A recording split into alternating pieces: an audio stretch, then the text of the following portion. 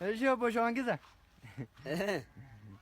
Ani mee dandeettii keessan bakka inuma na dinqa dandeettiin keessan. Si garramaati. Eeyyeen. Artiist Xilahuun Gassasoo wajjin sirbitanii jirtan mooti. Xilee wajjin kalma koo sargi wayii nu bira dhufeete. Sargi sanirratti sirba tokko jira sirba akka ajaa'ibaa wajjin ennu tokko.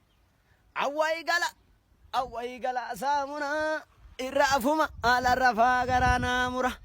Awwaayi gala saamuna irra afuma ala rafaa garaanaa mura. Xiliyye. Inde Xilahuun sirba akkanaa qabaa? Eessatti beekta gadee sirba akkanaa qabaa jetta. Ani dhageen beeku lakkii sirba akkanaa qaba. Eessatti beekti gadeen ishii amma gadi yaatee hunduu yeroo keessan sani saamunaan jira andoodedha malee. Jira kaa inni zamana keessan amma inni dhiise. Artiistiin Hawaayii Dabbabaa wajjin sirbitanii jirtan. Hin beeku isa godhe. Hin beektanii?